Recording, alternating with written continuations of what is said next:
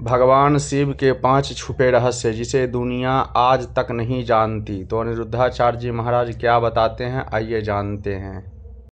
शंकर जी के मंदिर में सबसे पहले किसका दर्शन होता है? उत्तर दो जोर से। किसका? नंदी। नंदी किसका प्रतीक है? नंदी मतलब नंदी मतलब धर्म। बैल जो है, नंदी जो है, वह धर्म का प्रतीक है। धर्म के चरण कितने होते हैं? 4। नंदी के पांव, धर्म के 4 पांव होते हैं। धर्म के 4 चरण, सत्य, दया, दान और तप। सत्य, दया, दान, तप, धर्म के 4 चरण होते हैं।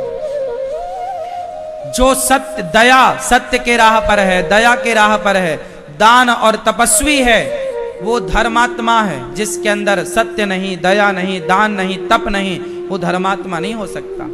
तो शंकर जी का वाहन कौन है? नंदी नहीं। शंकर जी नंदी पर नहीं बैठते। नंदी धर्म का प्रतीक है और शंकर जी धर्म पर सवार होते हैं, धर्म की सवारी करते हैं। शंकर जी किस पर बैठते हैं? धर्म पर। बोलो हाँ या ना। शंकर जी किस पर बैठे हैं? जोर से। हाँ, अभी नई संसद बनी थी तो वहां पर एक सेंगोल की चर्चा आप लोगों ने सुनी थी। नई संसद भवन में मोदी जी ने एक सेंगोल को वहां स्थापित किया। सेंगोल समझते हैं ना? पुराने जमाने में सेंगोल एक राजा दूसरे राजा को दिया करता था, बड़े राजा को। उस सेंगोल को ध्यान से देखेंगे, उसके ऊपर नंदी बना था। हाँ या ना? ये देखो, ये सेंगोल है टीवी पर। इस पर क्या बना है? जोर से। नंदी किसका प्रतीक है? नंदी धर्म का प्रतिनिधि है। और जहां जहां नंदी दिखाई पड़े समझ लो कि शंकर जी का वाहन बैल नहीं है। शंकर जी बैल पर नहीं, धर्म पर चढ़ते हैं। शंकर जी धर्म पर सवार हैं। अच्छा, शंकर जी के सिर पर क्या है? जोर से। गंगा। क्या मतलब हुआ? शंकर जी के सिर पे गंगा होने का क्या मैसेज है? क्या सीखा आपने? शिव जी के जटा पर गंगा है, इससे क्या सीखा आपने? कुछ नहीं। मंदिर गए, बस पानी ढका के आ गए, कुछ नहीं सीखा। हम लोगों ने सीखना ही तो बंद कर दिया। हमें लगता पानी चढ़ाने से सब हो जाएगा। हो जाएगा तो हो जाता सब कुछ। समझ नहीं है तो अज्ञानवश आप चलते हैं। भेड़ चाल किसे कहते हैं? कुछ ज्ञान व्यान समझने की जरूरत ही नहीं आपको, तो लगा पानी चढ़ाओ, काम हो गया। तुम क्या चढ़ाओगे पानी? शिव जी पर तो गंगा ऑलरेडी चढ़ी है, तुम कितना चढ़ा दोगे? मैसेज क्या है वो तो आपको सीखना चाहिए। शिव जी की कृपा पाने के लिए ना क्या चाहिए? मैसेज दे रहे हैं शिव जी। शिव जी के सिर पर क्या है? क्या मैसेज है? गंगा ठंडी होती हैं और कहां बैठी हैं? सिर पर। शंकर जी कहते हैं सदा सिर भाग को, सदा दिमाग को ठंडा रखना चाहिए। कितनी भी विडंबना हो, कितनी भी परिस्थिति प्रतिकूल हो, पर दिमाग कैसा हो? जोर से। दिमाग कैसा हो? लेकिन आपका दिमाग कैसा होता है?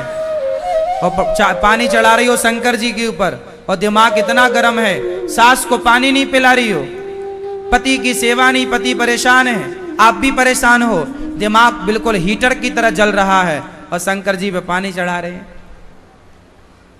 भाई सीखो ना। हमारे मंदिर में बैठे देवी देवता कुछ मैसेज देने के लिए बैठे हैं। मंदिर यूं ही नहीं बनाए जाते। दिमाग को कैसा रखोगे? अच्छा, शंकर जी के गले में सांप क्यों है?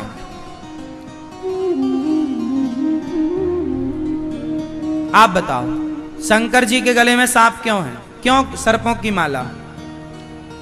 दादाजी आप बताओ, सर्पों की माला शंकर जी क्यों पहनते हैं?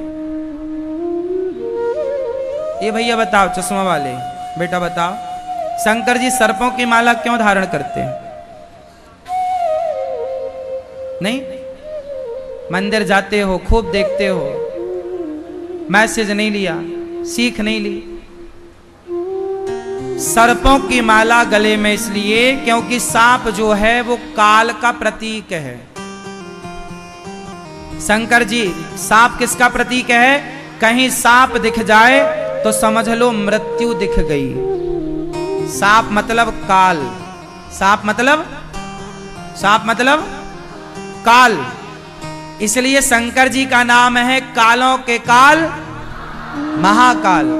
तो सांपों की माला इसलिए शंकर जी कहते हैं मेरे हृदय में राम बैठे हैं, और जिसके हृदय में राम हो वो काल को भी अपने गले में लटका करके घूमता है। काल से डरने की क्या जरूरत है? जिसे भगवान पे भरोसा है उसका काल क्या बिगाड़ेगा? तो काल का प्रतीक सांप है, शंकर जी सर्प को गले में लटकाए। अच्छा, शंकर जी को भभूति चढ़ती है चिता भस्म, हाँ या ना? शंकर जी पर चिता भस्म क्यों चढ़ती है?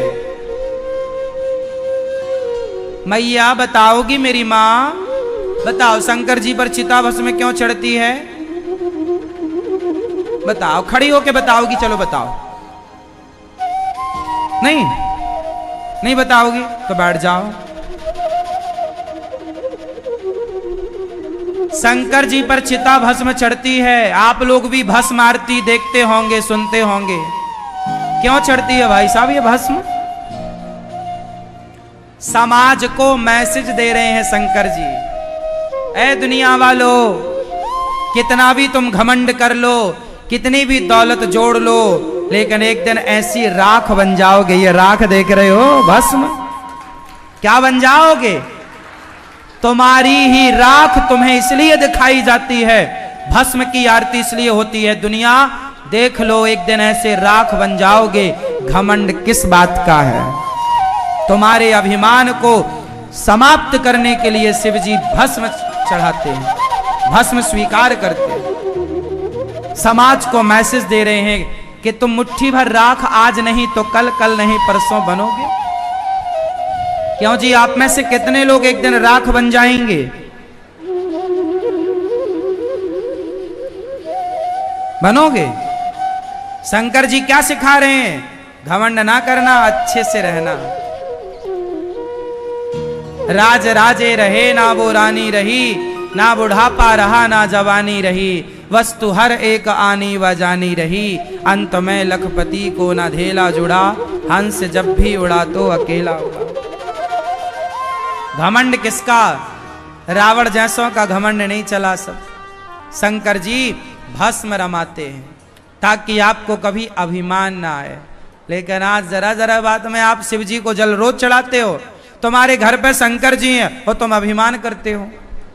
शंकर जी तुम्हारे घर पे हैं और तुम अभिमान कर रहे हो, तो पूजा का मतलब क्या हुआ? क्यों मेरी माँ? हाँ चलो, शंकर जी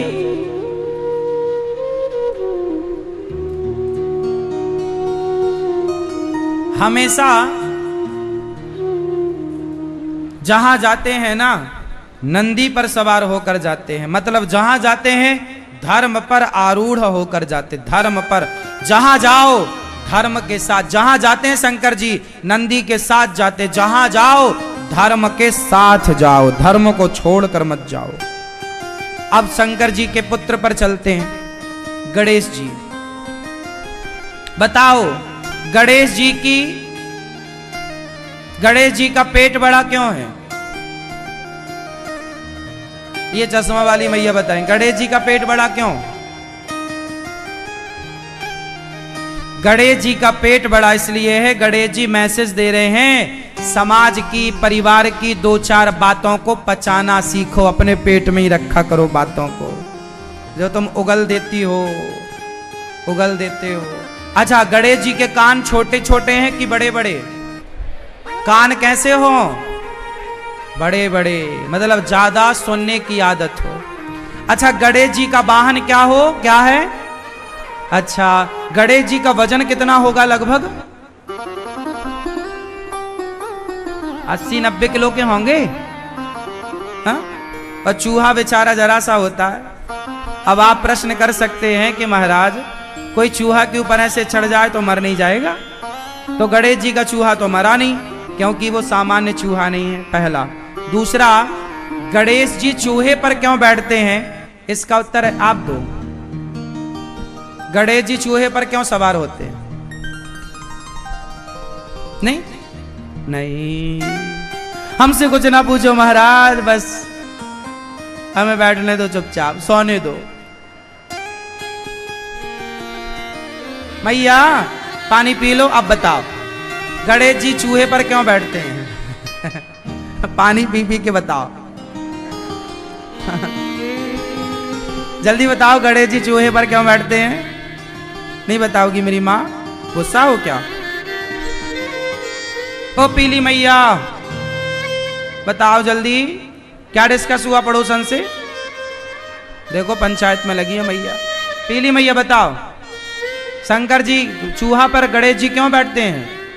देखो अभी हम नहीं पूछ रहे तो पड़ोसन से सब चल रहा था, और अब पूछे तो बिल्कुल चुप।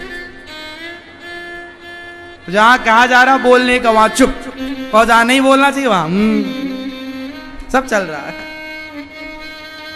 सुनो, गणेश जी हैं बुद्धि के देवता, बोलो हाँ। गणेश जी हैं बुद्धि के, जोर से, गणेश जी बुद्धि के। और चूहा कौन है? तर्क का प्रतीक। तर्क, कुतरता रहता है ना चूहा। क्या करता है चूहा? कुतरता। तर्क समझते हैं? तर्क। लोग बोलते हैं ज्यादा तर्क मत करो। जैसे हमने कहा भगवान है, तो आपने तर्क कर दिया, भगवान है तो दिखते क्यों नहीं? ये तर्क हो गया। तर्क होता है मेरी माँ। कुछ लोग तर्क करते हैं ना, तर्क, कुतर्क, वितर्क, समझते हो ना? तो जैसे तर्क होता है, चूहा तर्क का, जैसे नंदी धर्म का प्रतीक है, उसी तरह चूहा तर्क का प्रतीक है। तर्क का प्रतीक चूहा है, तो बुद्धि के प्रतीक गणेश जी और तर्क का प्रतीक चूहा। बुद्धि हमेशा तर्क पर ही सवार होती है। एग्जाम्पल से, उदाहरण से समझो। कुछ बच्चे होते हैं, मास्टर जी से बहुत सारे क्वेश्चन करते हैं। मास्टर जी ऐसा कैसे हो गया, ये 2 और 2 4 ही क्यों होता है, ये ऐसा है तो ऐसा क्यों है? आपने ध्यान दिया होगा, छोटे छोटे बच्चे बहुत सारे सवाल करते हैं।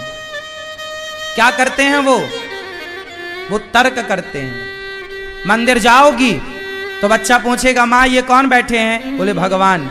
बोले भगवान क्या होते हैं? अरे बोले भगवान होते हैं। कहाँ रहते हैं? बोले ये बैठे। तो ये हमसे बात क्यों नहीं करते माँ? बच्चे क्या बोल देंगे? ये हमसे बात क्यों नहीं करते?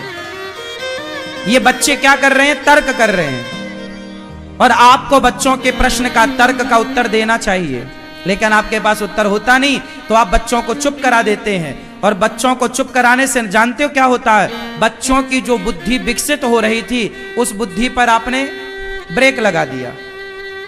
अब वो कोई सवाल नहीं पूछेगा, उसको पता है कि हमारी मां को नहीं आता। इसे कुछ ज्यादा पूछेंगे डांटने लग जाएगी। जो लोग गुस्सा होने लग जाए ना, आपने कुछ पूछा हो गुस्सा हो जाए, समझ लो इसको आता नहीं है। हाँ, आता होता तो गुस्सा नहीं होती या होता। आपको आता नहीं तो आप गुस्सा, ये पूछता है, ये कोई पूछने की बात, मतलब आपको नहीं आ रहा है। बच्चे सवाल करेंगे, उनका अधिकार है, और आपका जिम्मेदारी है कि बच्चों के प्रश्न का उत्तर दो, वरना बच्चे मंद बुद्धि हो जाएंगे। बच्चों की 5 साल का बच्चा, 10 साल का बच्चा, ये बहुत सवाल करते हैं बच्चे। 4 साल का बच्चा सवाल पे सवाल, ये कैसा, वो कैसा, ये है तो ये क्यों, वो है तो वो क्यों, सबके उत्तर देना चाहिए आपको। मां बनने से पहले बच्चों के प्रश्न का उत्तर खोज के रख लो। क्या क्या पूछेगा बच्चा?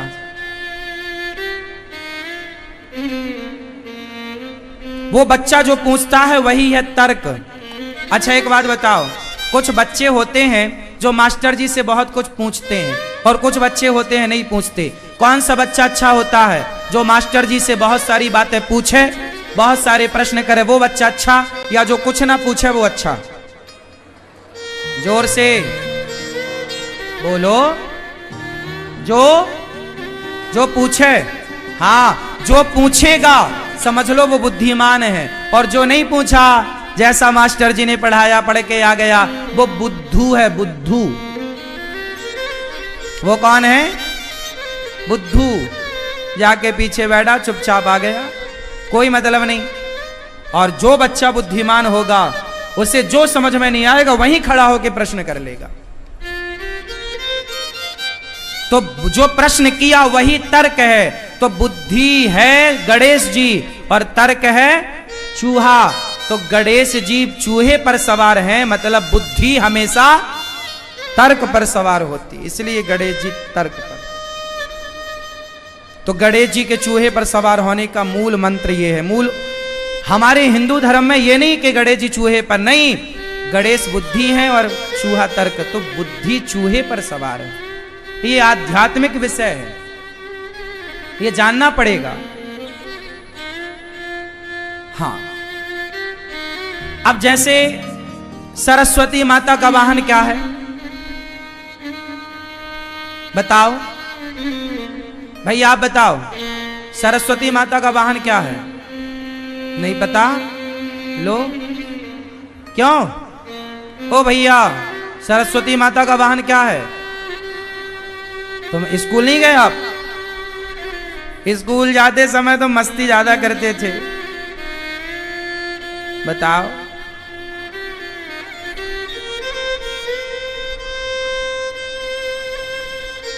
हंस वाहिनी। तो हमारी सरस्वती माँ का वाहन क्या है? जोर से। क्यों भैया, हंस क्यों वाहन है? क्या कारण है? सरस्वती जी हंस पर ही सवार क्यों है, शेर पर क्यों नहीं? उत्तर देना है आपको। क्यों भैया चश्मा वाले? बुद्धि के तो हनुमान जी हैं, गणेश जी।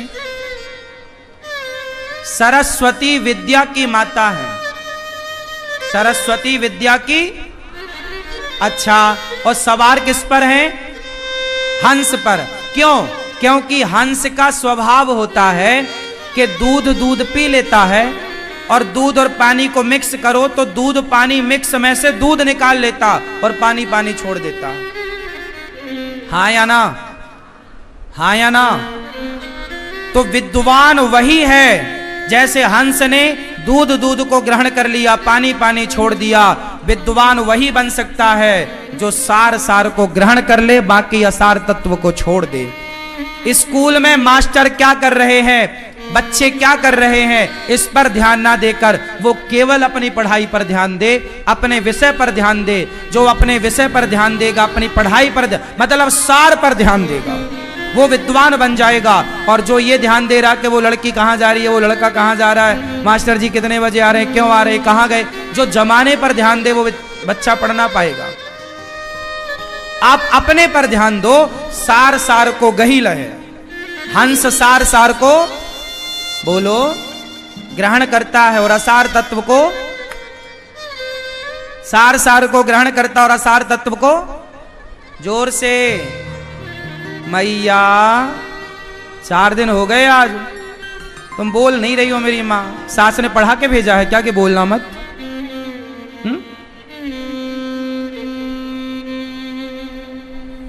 बताओ मेरी माँ,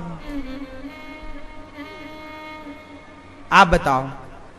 हंस क्या ग्रहण करता है? भूत। दूध। सार को क्या छोड़ता है? पानी। मतलब अच्छी बातें ग्रहण कर लो, बुरी बातें, यही विद्वान के लक्षण है। इसलिए सरस्वती माँ का वाहन हंस। ये मैसेज है समाज के लिए, बच्चों के लिए, कि सरस्वती जी हंस पर ही क्यों सवार हैं। अच्छा, और सुनो, सबसे बड़ी बात ध्यान दे के सुनिएगा।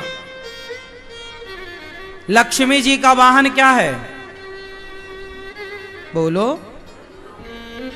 क्या? उल्लू पर क्यों सवार हैं? लक्ष्मी जी तो सब चाहते हैं, पर सवार किस पर हैं वो? बताओ क्यों? क्यों? लक्ष्मी जी के वाहन कितने हैं? अब ये बताओ, लक्ष्मी जी के वाहन कितने हैं? कितने? 2। कौन कौन? लक्ष्मी जी के वाहन 2 हैं, एक तो गरुण जी और दूसरा उल्लू, पर दोनों में अलग अलग चलती हैं माता। जब आप सिंगल लक्ष्मी जी को बुलाते हो तो उल्लू पर आती हैं, और भगवान नारायण के साथ बुलाते हो तो जो नारायण के संग लक्ष्मी जी आती हैं वो गरुण जी पर चढ़ करके आती हैं। तो गरुण जी पर चढ़कर जो लक्ष्मी जी आती हैं वो सदा आपके घर में निवास करती हैं। उल्लू पर इसलिए माता सरस्वती लक्ष्मी जी चढ़ती हैं। यदि यह वीडियो आपको अच्छा लगे तो हमारे चैनल को लाइक एवं सब्सक्राइब अवश्य करें, शेयर करें भक्तों के साथ।